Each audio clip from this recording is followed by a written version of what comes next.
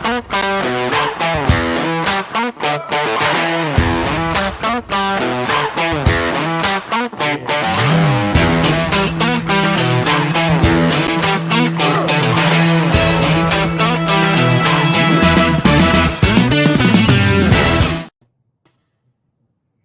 everybody. I'm Marilyn, CEO and founder of Cosmic Centaurs and the host of our weekly live video series called Centaur Stage. We are in the middle of our second season, all about the magic of teams and what makes teams cohesive, connective, innovative. Myself and some incredible guests go live every Thursday at 3:30 p.m. on LinkedIn, and we share insights, experiences, and perspectives on the topic. Before we begin, please show us some love, give this video a like. Today we are not live, so we are pre-recording this episode, but you can still drop your questions in the comments, and Saima and I will come back to them asynchronously and answer you. And of course, please feel free to react as well, and do share this video with people who you think might find the topic interesting. This season includes 4 chapters, as you know, and we're about to wrap up the second one about building teams, in which we've covered how to build diverse and inclusive teams. We've covered how to recruit for skill and culture fit, and how to build remote first teams. And today we're going to talk about another aspect of team building, and that's recruiting fresh grads. And our guest joining us today to talk about that is Saima Siddiqui. She is the CEO and co-founder of gradGREENHOUSE, a market innovator for virtual recruitment, admissions, and engagement.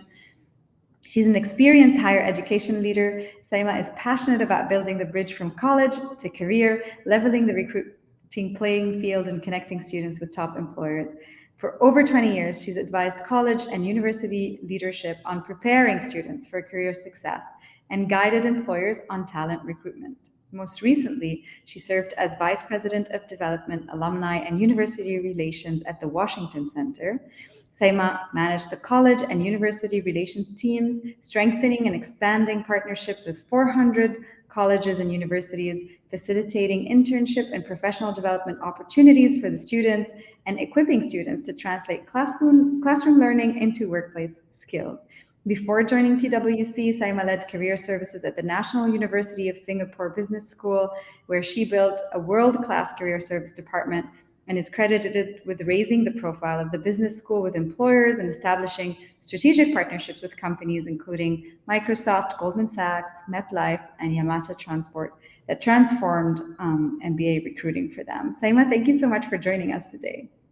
Oh, thank you, Marilyn. I'm so excited to be with you today. And thank you for that kind intro. Yeah, we're really excited to have you. And I mean, you know, recruiting fresh grads is a topic that's really close to my heart. I think in every single job that I've had, I've always, first of all, made it a point to recruit fresh grads, and also been impressed by just the quality of the work and the energy and what they can bring to a team. And it's really nice for us to be here discussing that today. You know, fresh grads really can help teams thrive, and they can themselves thrive in the teams that they join. A few weeks ago, we discussed with Sonal Bal, one of our previous guests, how important it is to look at not just somebody's skills, but somebody's attitude and eagerness to learn when hiring. And if there is any group of people that's motivated to learn, it must be fresh grads. And so we're here today to discuss how we can integrate them, how to find the right fresh grads to join our team, and how to create the best opportunities for them. So let's get started. Maybe first off, you can just tell us a little bit about the work that you do at gradGREENHOUSE, and just how you help, you know, fresh grads land their dream jobs. Well, at gradGREENHOUSE, you know, you mentioned that I come from a higher ed background. I've been working with students in universities to help them better position students for careers for decades. And college and university is supposed to be a game changer for students. You know, it's supposed to be the great elevator. It's supposed to move you and give you access to opportunities that you wouldn't otherwise find. But unfortunately, for many students, it's not. And you know, many constructs just sort of perpetuate the same type of hiring. You'll have, you know, the prestigious firms going to the same prestigious institutions to hire people who look just like them or their own alma maters. You know, you'll have people looking at paper credentials and valuing GPA over, experience where we know that GPA doesn't correlate to career success. There's never been an indication that that's the case. And so at gradGREENHOUSE, what we wanted to do was bring tools to universities that would enable them to properly position their students more effectively for a range of internships and jobs. So you're not being hired or limited from being hired based on geography or based on a GPA or a certain major or school name, but our platform allows networking, it allows real-time coaching, and it allows informal chatting. So, companies can attend, they can customize their booths, share resources, and students are free to walk around the virtual event and to, come up to you and say, can I have a 5-minute chat, whether it's a text chat if they're super shy, or a video chat, if they want to create a one-on-one with you. And what a beautiful way to enable this human connection that gets beyond paper and really helps open doors. And so we knew that was something that universities, who are the organizations that care the most about student success, they're so invested in their students. We wanted to build a tool for them that would really equip them to just level the playing field and catapult students into more opportunities. And that's what we do at gradGREENHOUSE. Yeah, I mean, that resonates a lot with me. I remember when I was a fresh graduate, I used to say to myself, like, if people hired me on the basis of what I studied at university and which university I went to for my undergrad, I wouldn't make it very far. I had to have people who had faith in where I would go. It just was a question of circumstance. I just happened to be in Lebanon. I really thought I wanted to be an architect, so I went to a specialist school, which meant that you could only really hire me to be an architect, Yep. theoretically, and not an international prestigious one. And so the fact that I've been able to come as far as I have in my career and be trusted by, big and small names, and also eventually join one of the top MBA schools, was really just a testament to people's open-mindedness and their willingness to look past these first kind of visible aspects of my CV.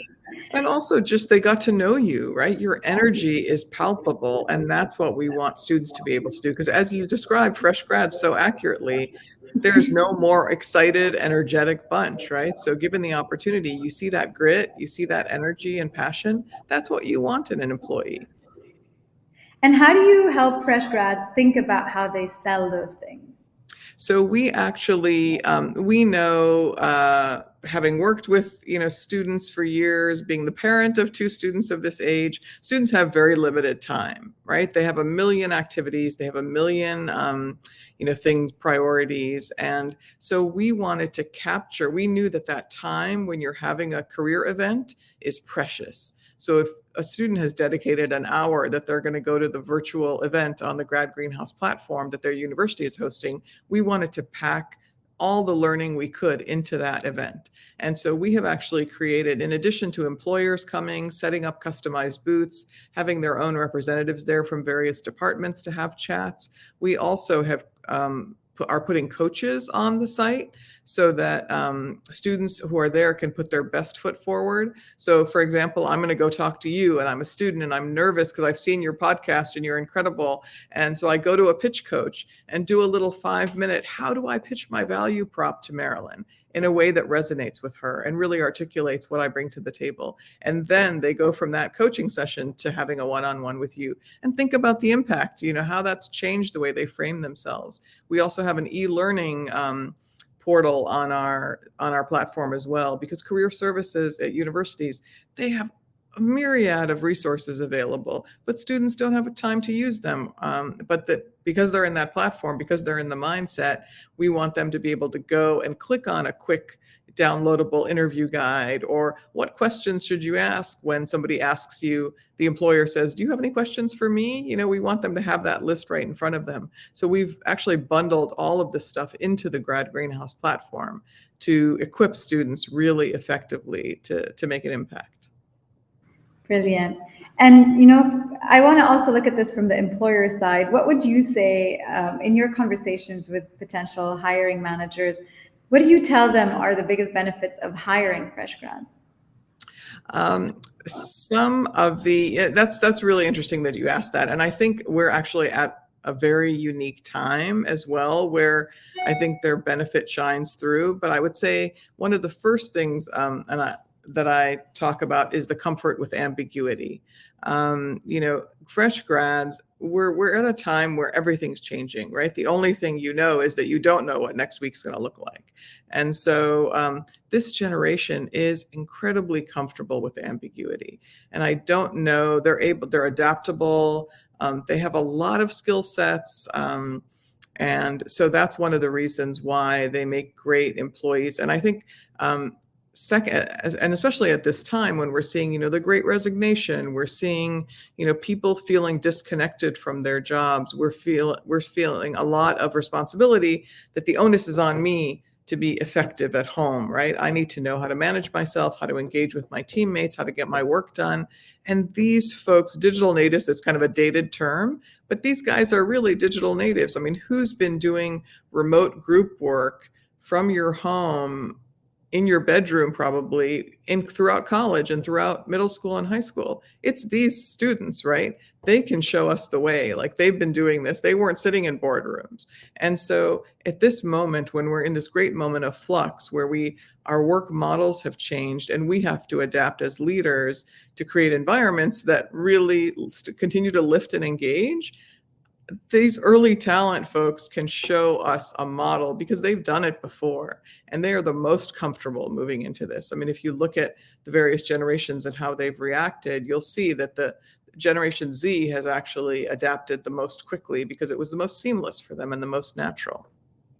Yeah, I mean, it's fascinating that you would bring this one up. I wanted to bring up one of my favorite books. I don't know if you've read it. It's a book called Range by David Epstein. And essentially, it talks about how, as you say, the problems that we're facing nowadays require us to deal with entirely new situations where we can't exactly rely on our past experiences to perfect our decisions, right? And so I wanted to bring that up because I always bring this book up. It's really one of my favorites, probably because I'm post-rationalizing that generalists are great, because actually this book is all about how, in today's world with machine learning and AI taking over some of the tasks that are very focused on pattern recognition, specialization may become less and less important. And actually the ability to understand complex themes and be able to connect them to each other is becoming important again. Myself being a generalist, I'm always like, this book is amazing because it makes me feel good about myself, right? But I remember I had a conversation in our first season with one of our guests, James Pikeway, who's also an educator at university. And we discussed this book a little bit, and he said that the way he saw it was that as we grow up, as we grow older, we go from being very creative in how we found solutions to having like very narrow fields in which we specialize. Do you see emerging talents as generalists, or do you think that the education system is putting out more specialists in those early days? I'm kind of wondering where you would position fresh grads on that. Yeah, that's a really interesting question, because I think kind of both are happening. My gut is to say generalists, just because what's interesting about this generation is they're so multi-talented. First of all, they're sponges. So you can say, tomorrow you need to learn how to use StreamYard, and they will know how to use it. They'll know all the tricks, so they're very quick at picking up skills. And so it's very routine. I mean, when I was young, you wouldn't be able to ask me to go edit a video for you in addition to writing the copy for some presentation and doing the slides, right? I wouldn't, but now it's routine to be able to ask somebody, early talent, to do all of those roles. They have skill sets that are so in that sense, they're sharp. They have these sort of sharp, very technical capabilities. But on the other hand, they're learning a lot of things at the same time. I mean, it's very routine now to have somebody who has, they may be studying marketing, and they may on TikTok be a makeup artist that's like has a following of 10,000 or whatever. They have these and that's how they find balance in their lives. So while I think they're becoming spiky generalists. So they're generalists, but they have these very specific skills and talents in their pockets that they're able to pull out and execute. And that's what really makes them exceptionally valuable, that you can turn to. I've built, our team is a small team. We've built it through COVID for gradGREENHOUSE. And I have several of the staff who can just do 7 different things, and that's outside of their own job, and that's a wonderful, wonderful thing to have in this time of change. I think this image of like spiky generalist is just perfect, right? Let's stay a little bit on the topic of skills for fresh grads. I have one more question there. We saw a 2019 study that showed that recruiters value the most in fresh graduates their ability and willingness to learn, which is what you were just talking about, their ability to work really hard, their desire to work hard, how they go around teamwork and cooperation, and funnily enough, 2 things that came out that I thought were really interesting were self-control and analytical thinking, probably because they've just come out of a very competitive, very focused on developing your thinking capabilities in good schools, And I think what I wanted to ask you was, there's this endless debate about like soft skills versus hard skills. And do you think that when one hires a fresh grad, they should hire them for their technical skills match and then help them build up the rest? Or do you think quite the opposite? Like you can hire a fresh grad from any topic, whatever they studied, into your team. It doesn't really matter, because actually they come with a bunch of soft skills that allow them to be maybe curious, more open to learning, and it doesn't really matter what they studied at university. I think my default will always be the latter, that, you can hire somebody who's a generalist. And this is based on, years of working with schools and years of, helping them position their students and train them for careers. And I think that openness that you refer to is so valuable. They will adapt to the needs, and they will bring sort of that analytical thinking. And what's interesting, and this of course is outside of like specific technology roles or specific roles where you need to use something, that you need to have learned something. But when I see these things about, this is the end of college education, and, certificates and digital credentials will take over, I think, we protest too much. I think that that's not really the way I see things going, because we are entering a very ambiguous time where there's a lot of change in the world of work and in what we value and how we balance. And I think we will be well served by bringing in people who have good thinking skills. And most of all, I was actually interviewing somebody yesterday who trains a lot of undergrads and fresh grads on their job search and stuff. And he said the number one thing that he's seen that correlates to professional success is the ability that they have from college to manage groups and to lead teams through problems. So, it's a big group project, and you realize that, either people aren't pulling their weight, or you didn't sort of outline it and create a framework at the outset that led to success. How did you deal with that? How did you intervene and, write the course? And that is a skill that is so reflective of the core of everything you do in work, that he said that is usually the number one thing. And that could be from a student from any background, right? You just need somebody who's aware enough to realize, hey, this didn't go well, and I have to pivot, or I have to reverse course. And so I would go with the generalist, I think, every day of the week. It's like you're hosting this podcast for me, because my next question is actually about how to, integrate fresh grads into teams. Teams are very close to our hearts. Of course, this entire season is dedicated to them, but we also know that their dynamics can be difficult to like jump into, especially if you haven't had enough experience in the ways of collaborating and cooperating in the workplace. And it's really interesting that you bring up this point about their ability to manage group work and politics within that group work, and conflict, and providing feedback, because this is what this example that you were giving actually looks at all these capabilities.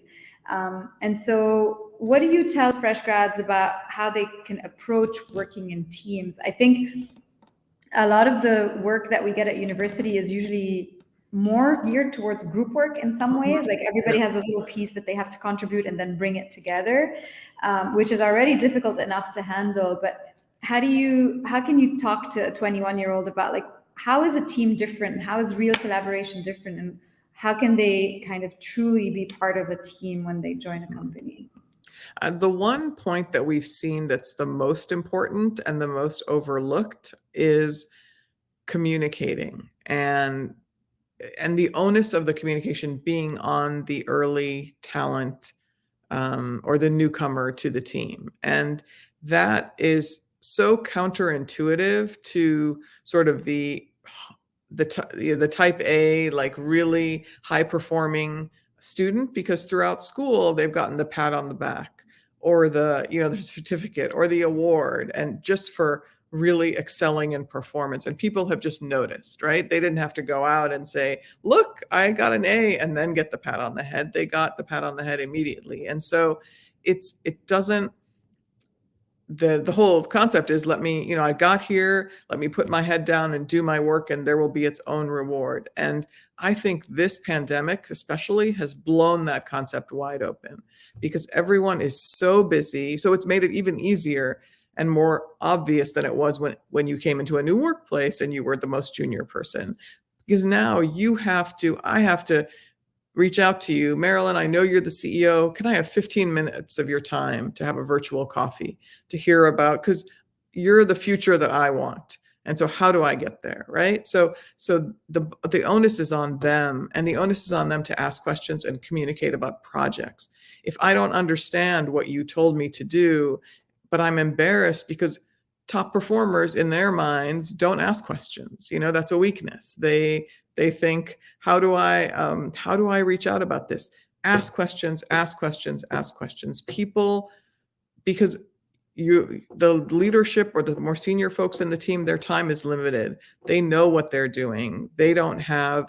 They're not going to proactively think, oh, let me reach out to the intern or the new hire and see how they're doing, or if they understand how their role fits in to the bigger picture. So I would say the number one thing that we advise them to do is be proactive, communicate, never think that you're bothering people.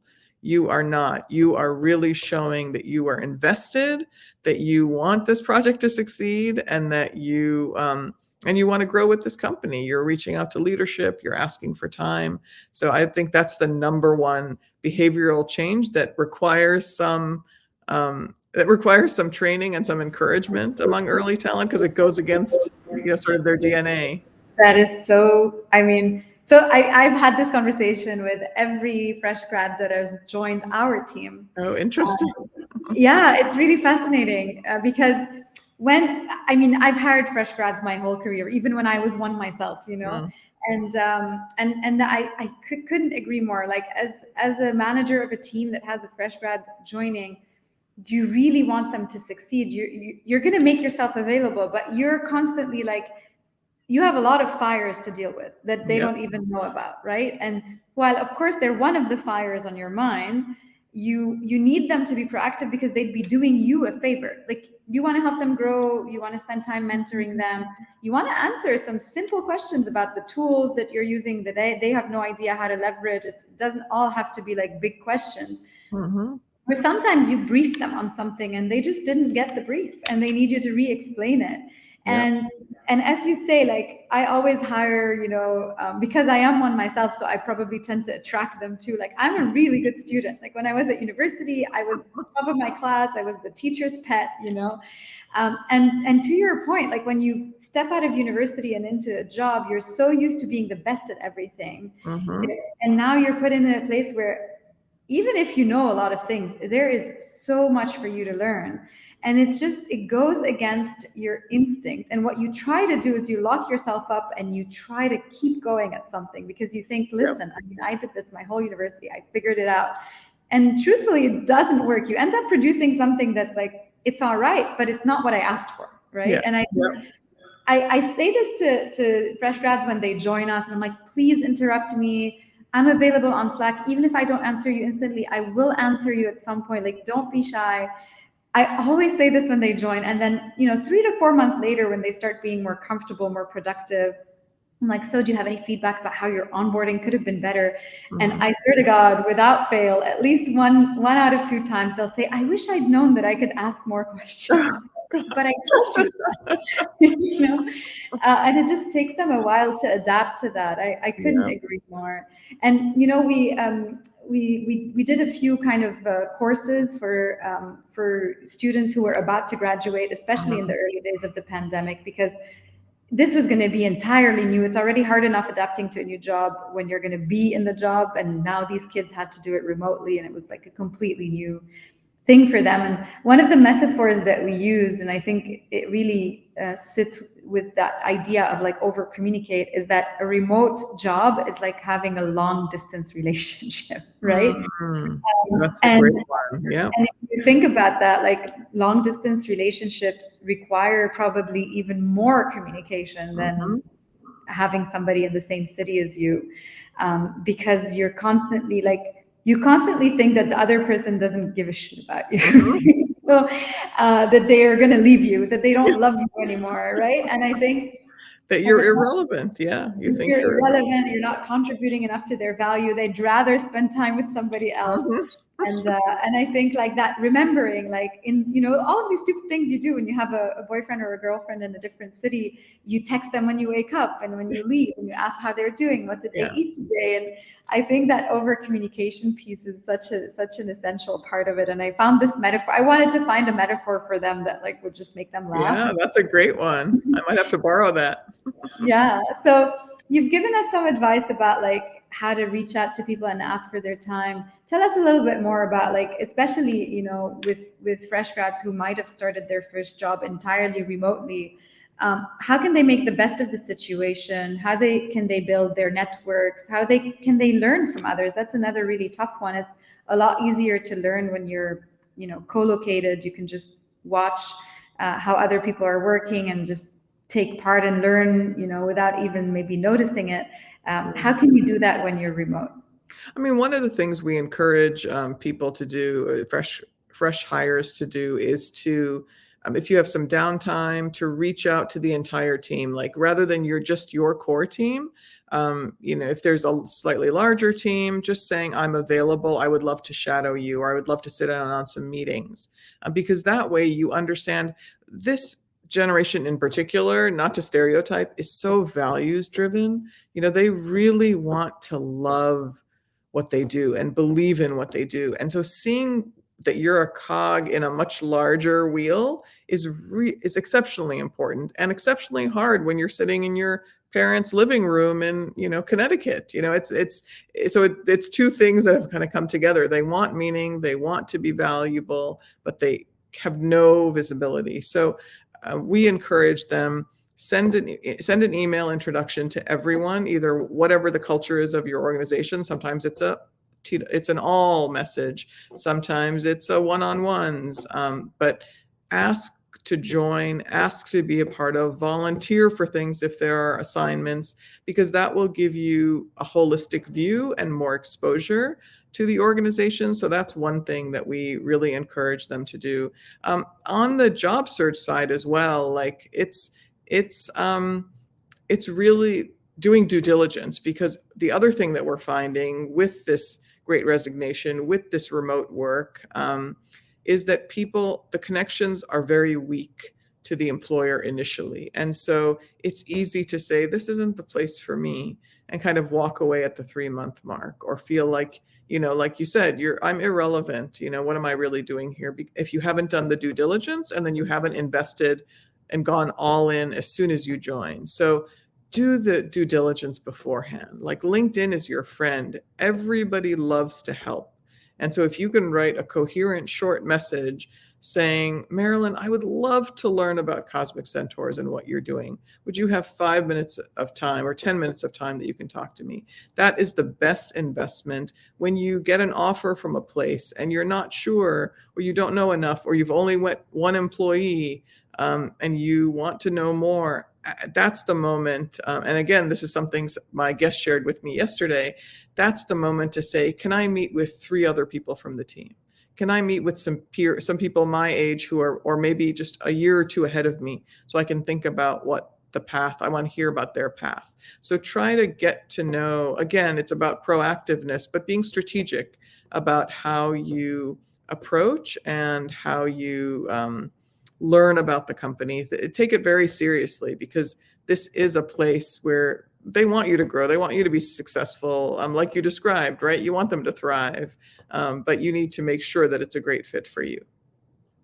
Yeah, I couldn't agree more. Actually, you're taking me back to my 20s. I think I left I think I had like 3 or 4 jobs that I left after 2 months of being there. This was like pre, LinkedIn being a big thing. So Yep. it was maybe a little bit harder. Now it's a lot easier to find people who work for the same organization and have a chat with them. Simply because I would walk in with the best intentions and be like, I don't feel like what I'm doing is meaningful enough. And I would just walk out. And I think it was job number 5 where I didn't really think that one would last. And I was like, oh my God, I'm in love with this place. And I ended up sticking around for 9 years and growing with that first job. So it really resonates with me, this idea of figuring out the connection. And on that metaphor of the relationship too, like, remember, you are judging the company too, like, I think there's always this attitude of, even when you get older, right? I don't think it's just fresh grads who go through this, but you feel like you're the one being interrogated, or it's your worth that's being put into question. But it is a two-way relationship, and you have every right to also be questioning, that organization, how they're going to add value to you. I always say that I hire people based on the quality of their questions, not their answers. And I really love it when fresh grads question me. They're like, yeah, how do you deal with this situation? What are your values? How do you express them? What do you expect from people? Like, when I see a fresh grad asking me all those questions, or by the way, at any age, if I'm hiring someone, I'd be like, great, because this person's going to walk in knowing what they're getting themselves into. And so there will be lots of choices. Yeah. That's amazing. I mean, it's a testament to the type of organization you're building. I hope so. So speaking of which, how can hiring managers, what are some kind of tangible things? I think definitely introducing people to more people on the team. I think, again, I do this from the beginning. I'm like, do you want to talk to someone who was an intern with us 6 months ago? Because then you can see what it's like and see if it's a fit for you. So that's a really tangible advice. Help this person broaden their network from day one. What are some of the other things, let's say, over the first 6 months of hiring a fresh grad, that the team around them or their hiring manager can just do to set them up for success?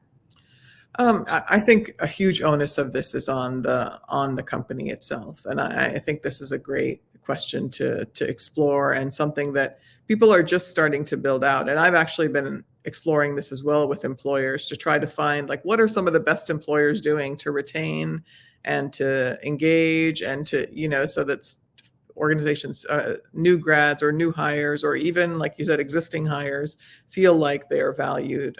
One of the most interesting things I heard recently was a consulting firm where they have, consulting firms hire classes every year, right? So they have a whole class, or 2 classes now, of fresh grads who they've never met.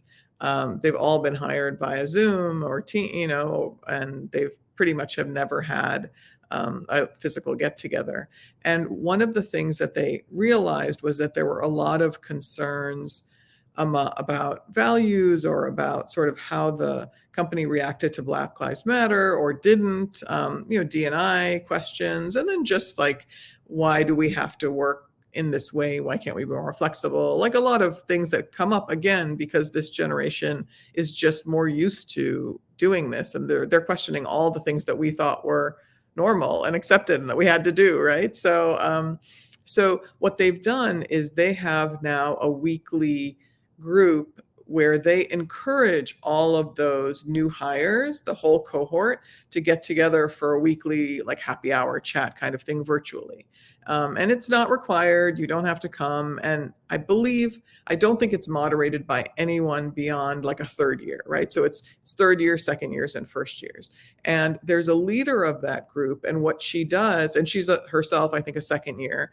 And what she does is she takes the feedback from those because it's partly social, partly feedback, and takes the feedback from 3 weeks, and they make a decision as a group of what are the 3 key things they would like senior management to know, whether they take action on it, whether they, engage them further in a discussion. And she, on the fourth week, will present that to senior management. And, it's not like a direct griping session where everyone's together and people are feeling defensive. It's a very curated, thoughtful way to ensure that these folks are heard. And it could be something as simple as, so you should be changing the software because it's antiquated or something, or it could be about, a D&I policy or something like that. So, and I just thought that was such a wonderful way. And then there's feedback where 2 of the senior leaders come to the meeting the next time and talk about those things. And then they figure out how they're going to engage. Will they create a task force about it? Is it something they can table for later? Is it, something that's in the roadmap already? And it's just, it's created an environment, they were telling me, where these fresh grads who are new hires feel such an allegiance to the firm because they hear from their peers that they're just isolated, and these guys are being heard and are being, their recommendations are being implemented. So I think that's one very beautiful sort of way to do it, very thoughtful. And then one-on-one, I think one-on-ones are very important with your manager. Don't overlook them. Yes, sometimes we don't have something to say, or it doesn't have to be a 30-minute thing. It can be a quick check-in, and it can just be the manager saying to the fresh hire, what's on your mind? Just no judgment, just leave it open. And you may not even be able to solve the problem, but giving people the opportunity to express is so important, and it makes them feel important. So I would say one-on-ones. I think that those 2 things will make a huge difference. Yeah, I think that's a really incredible way of doing it. And that's another thing too, right? Like, I'm no longer the fresh grad, it's funny because I went to school a year earlier than I should have. So for many, many, many years, I was always the youngest person in the room until I wasn't, and something that I always tell, especially younger people, because they don't think that their voice matters, or they don't think that they could teach me anything, right? And so that's another one, like making sure that actually I learned so much. I mean, on my team, I have currently, I don't want to get this wrong, 3 fresh grads, right? Like they graduated within the last year, right? Yeah. Some of them, by the way, haven't graduated yet. Oh. And it just, I really make it a point to say, like, by the way, don't you think that because I have a few years experience more than you, that I'm right 100% of the time, and that there's nothing you can show me or teach me the way on? And as you say, sometimes it can be like some nifty trick that they know about that, like, makes me feel really old, but it's going to accelerate the way that I work. And sometimes it's feedback, like I've received direct feedback from all of them, actually, that I've taken very much to heart. And I think something that I do, and I hope that it helps, and listening to what you said, it sounds like it does, is when one of them gives me feedback and they're comfortable with that feedback, like it wasn't personal, it's just like, Marilyn, you could really improve this, by the way. I mention it in the next stand-up. And I'm like, so yesterday, this person said this to me, and I think that was great feedback. So here's how we're going to start working as of now, or here's something we're changing in our process. And I think that just shows them that I don't just say, oh, amazing, in their one-on-one, but that I'm actually even publicly willing to say, hey, I learned something from this person yesterday, and hopefully it encourages the others to speak up. But I really resonate with creating that space for like a 2-way conversation. And I've learned so much from them. And I hope that when I was a fresh grad, I had a few smart things to say to my bosses back then as well. I think that's really incredible advice. And I think this format of Zoom or whatever video service you're using is it's a great equalizer, right? We're all there used to be a hierarchical distance, or you wouldn't spend time with people as much. But now it's the great equalizer, right? We're all equal size boxes on a screen. And it sounds like you've created a psychologically safe team. And so everyone feels comfortable sharing, and it's a beautiful and transformational thing. And leaders like you are harnessing it in a way that, hopefully is creating an engaging and compelling company. I mean, I sure hope so. And I hope they stick around for a while. Yeah, exactly. I mean, that's the idea, right? Is to create a great environment for people, even for myself. I mean, I always say I started this company because I wanted to come to work and be happy every day. And so I've made it the mission of our organization. Everybody, it doesn't mean you have to be jolly and smiling every day. Like, I think sometimes people do their best work when they're angry, but it's not about like imposing some kind of happiness, but it's just about creating an environment where you don't drag your feet to work every day. And I think that applies for every one of our team members, and it applies for the companies that we support. So I do hope that it's working. I think it's working. I mean, I have an amazing team and they do really great work. And I don't ever remember how old they are. It's always impressive, honestly. I keep forgetting. They say the most mature things, and I'm like, I don't think I was this smart when I was your age. So it's really, really incredible. Thank you so much for all of that. I think there's a lot of really practical, wonderful advice for both, graduates and people who hire them and bring them into teams. So I'm really grateful for all of the advice that you've given. And with that, I want to take us to the last, segment in our conversation today, which is our rapid fire questions. So are you ready for them? I am ready. All right. So please complete the following sentences with 1 or 2 or 3 words. And if you want to add an explanation, that's fine too. What is the one thing that every team needs? Trust. That's a really good one. What is the one thing that every team needs to avoid? I think that one of the things is just lack of clarity around responsibilities and roles, particularly in this virtual world. It becomes very confusing and very demotivating. Yeah, we do a lot of work actually with small and large companies, just making sure everybody knows what their job is. Right? It sounds like it would be obvious, but it isn't. And I couldn't agree more. A good team leader is? I wrote this down. Transparent and has a sense of humor. Yes, that's a good one. I think those are really important. Like you said, I mean, this work is hard enough. If you're not bringing joy to it every day, Exactly. I agree. What's the best book on teams? This is a little bit, I read every book on teams, but if you're looking for a diagnostic, if you're worried about your team and you're looking for a diagnostic, The 5 Dysfunctions of a Team by Patrick Lencioni is like, you love it too? Yes, I recommend it to anyone who asks me for a book on teams. It's incredible. It's such a short read, but you can't, if you're having trouble in your team and you read this book, it is impossible that you don't find an answer. Totally agree. Such a great pick. Oh my goodness. And then last but not least, what's your favorite team ritual? So we do we're a fully remote team. We've grown gradGREENHOUSE over COVID, similar to you. Some of us have never met. So we're a totally remote team. We do a lot of, I don't even like to call them icebreakers because we do questions. So we've done things like, one of the things we discuss a lot is Netflix or shows. Like, what did you just watch? Because it gives you a sense of like, who's watching history documentaries and who's watching World War II movies and who's watching, the latest, Better Call Emily Saul. in Paris. Yeah, Emily in Paris, exactly. So we do books and Netflix or TV shows, and it's given us such a view. I tell the team, it's like we're peeling back onions of each other. So I think those questions, as I know some people find them a little bit goofy, but or like hands reach, show and tell. So you have to pick something within hands reach, show it to everybody. Those have been invaluable for us. I love those. I mean, you've hit on a theme that's really big for us. This idea of like interconnectedness and how we develop it.